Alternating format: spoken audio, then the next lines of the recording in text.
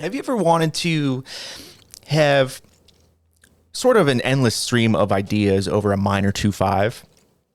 Well, there's many ways to approach this, but honestly, a very quick way to get right in the center of some really cool sounds and really leading into some of the strongest tension and release in a minor tonality 2/5-1 is the following. So I'm in the key of D minor.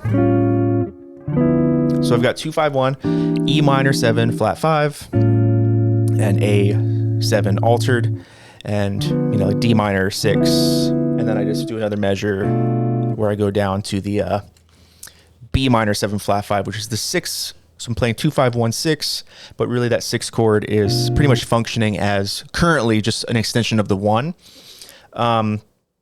I'm only going to deal with the 2/5 pretty much. So there's a great way to get a classic sound, classic and also modern sound over your half diminished chords. That's playing a melodic minor, but not from home. Because usually you're playing, 2/5-1 in D minor. People say, okay, play D harmonic minor.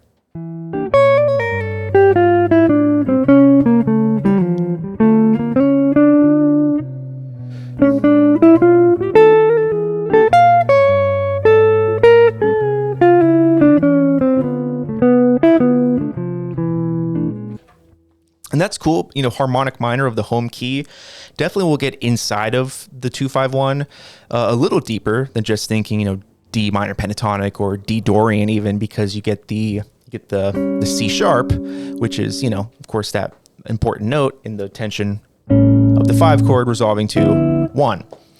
However, you don't get a lot of color over the 2 chord. So if I just played D harmonic minor over that half diminished chord of E,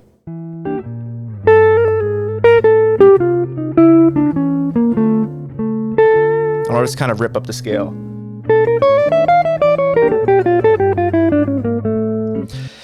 There isn't a lot of definition of the 2 chords. Like, okay, we're really just trying to get to the 5 chord and then to the 1. So there's a way to deal with the 2 chords separately.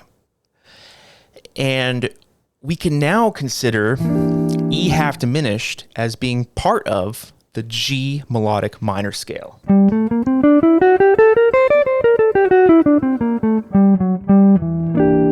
Because E half diminished is literally a G minor 6 in third inversion. They're analogous to each other, literally the same notes. G, B flat, D, E. Like the famous Autumn Leaves recording, Cannonball.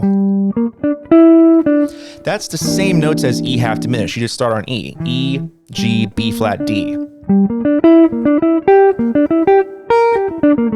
Same thing. So that's a great hack on its own, that a half diminished chord, basically kind of its relative cousin is the G minor 6. Just like an E minor 7 is the relative minor of G major, you kind of have a minor version where the half diminished has a relative minor up a minor third. So E half diminished is the same thing as G minor 6, which then I can say, well, G minor 6 and E half diminished are both part of G melodic minor.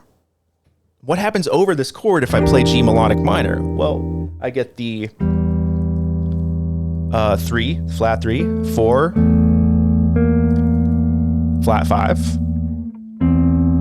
the sharp 5 or flat 13, and I get the flat 7, and the root, the natural 9, and then you're at the flat 3 again. So again, over E half diminished, I've got flat 3, 11, flat 5, flat 13, flat 7, root, natural 9. And really, honestly, that natural 9 is the most important one because it adds this brightness amidst the darkness that is really interesting.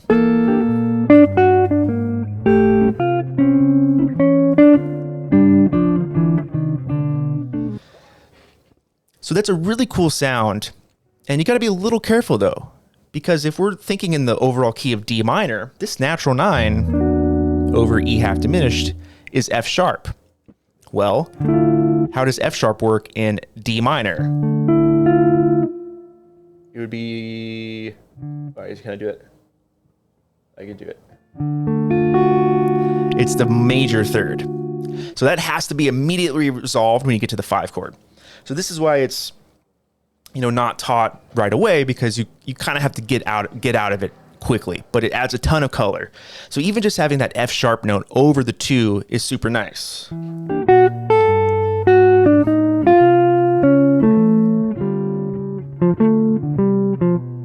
Target the F sharp.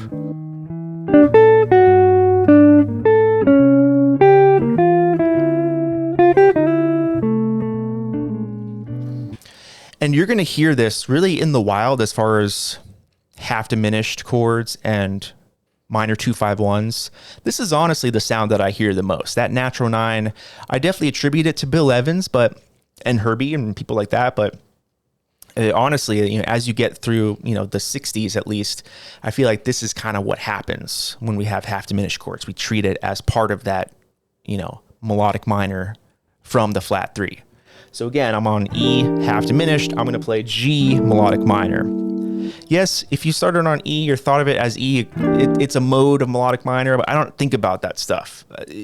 I don't even know what the name is, honestly. So yes, you could think of it as some sort of E scale, but I just think, okay, play, G melodic minor over this. That's all I need to do.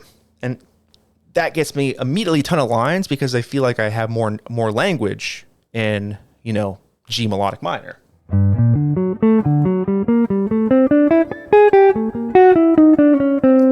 I can do all of my cool stuff that I can do in melodic minor over that half diminished chord. So I don't have to have new lines. I'm just repurposing a scale and a sound that I've already used, but over a new harmonic context. Nice little arpeggio that comes out of this. It's playing a major 7 sharp 5 arpeggio from the flat 5 of your chord. So I've got my 2 chord. The flat 5 is B flat. If I play B flat, major 7, sharp 5, 1, 3, sharp 5, 7. That gets right inside of this, natural 9, minor 7, flat 5. So I've got the flat 5, the flat 7, natural 9, and 11. So it's like all of my color tones. I've got 2 chord tones, flat 5 and the flat 7. Then I have 9 and 11. So I retain a lot of the definition from the guide tones, but then I have 2 color notes. So that's a great sound to think of. And any way you want to do those are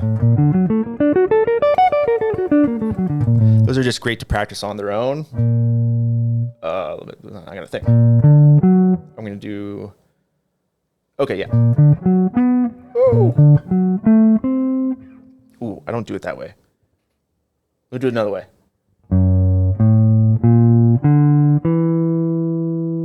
Mess it up. Here you go.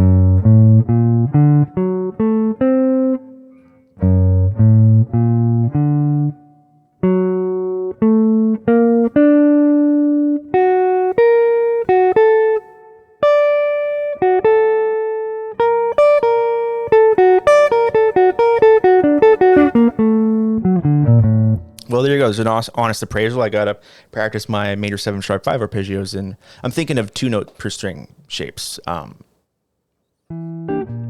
Oops, that's not what I meant to do. But anyways, however you do it, you could also do it on the 3rd is pretty nice. That's nice. That one's a little more approachable fingering wise. But regardless, okay, that's the sound. Great. What can we do over the 5 chord? Well, this is classic standard fare. Make the 5 chord an altered dominant scale.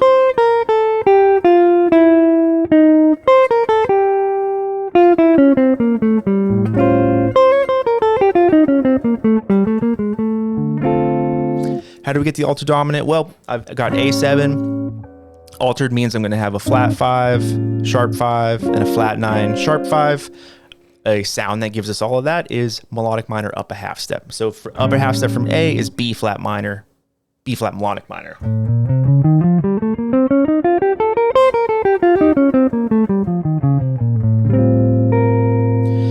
So, ooh, look at this. I've got 2 melodic minor scales that are going to work over 2 different chord types. The 2, I'm going to play G melodic minor. Whoops.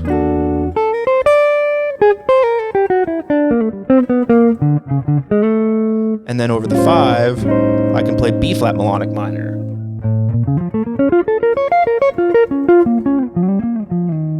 Then I go to D, and I'm just going to think, okay, whatever D I want. I could do D kind of bluesy, D Dorian,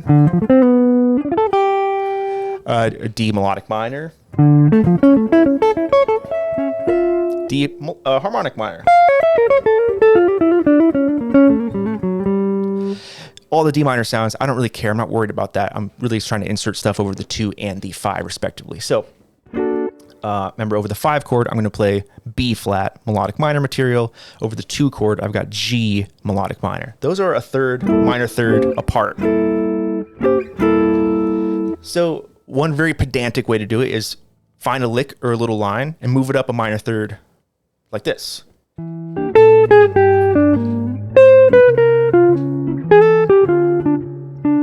do that again. So I've got a lick in G melodic minor, B flat minor, and just resolve it to D minor somehow. I'll do another one.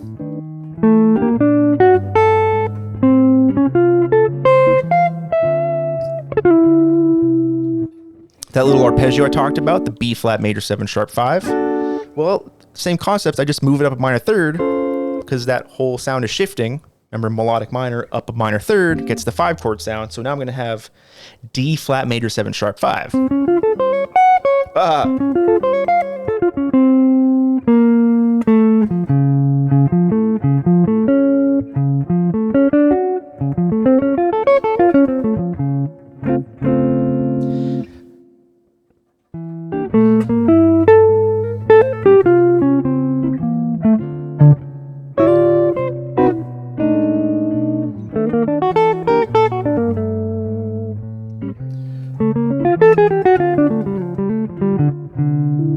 I'll do that B flat major 7 sharp 5,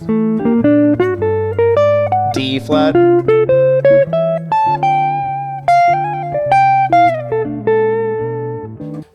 again, it's a little pedantic because it's like lick, move it up, but that gets you in the vibe at least.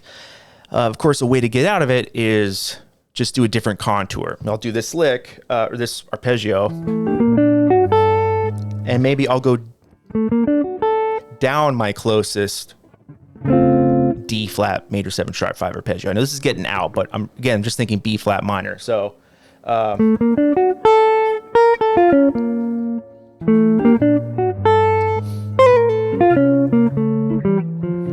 it's right there.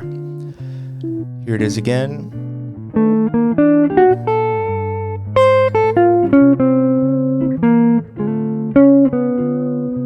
I'll do another one, B flat minor. Oops, or G minor first, G melodic minor. Here we go. 1, 2, 3, 4.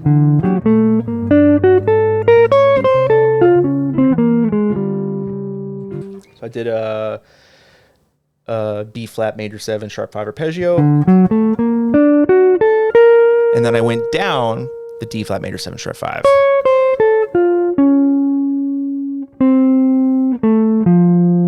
And then resolve somewhere. I'll do it again.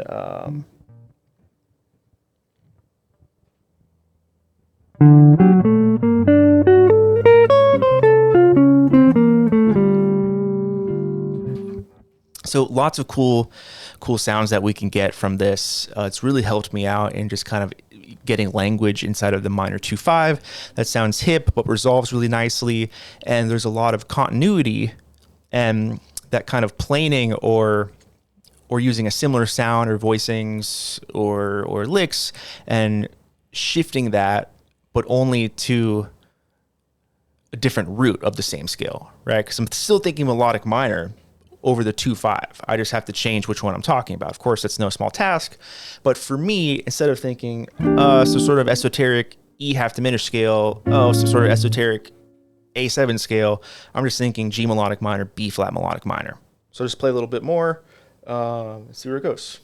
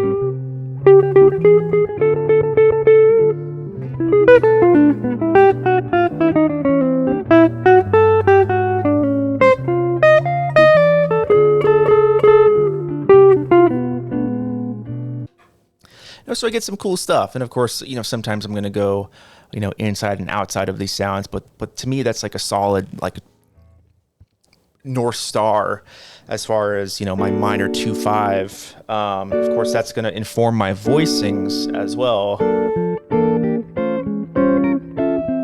I can do stuff like this.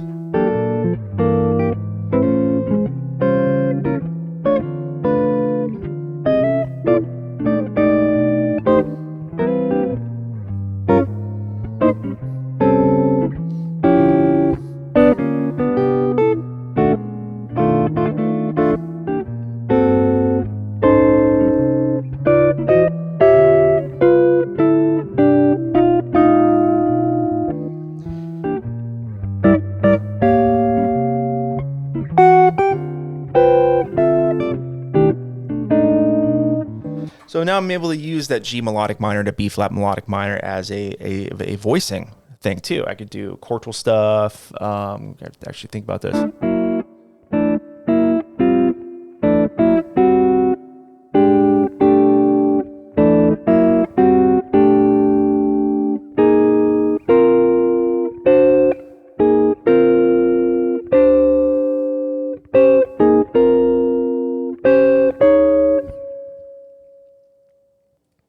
There we go. I think I got it.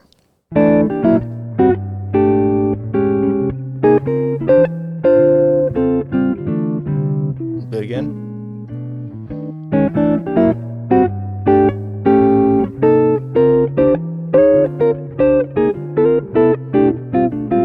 Again.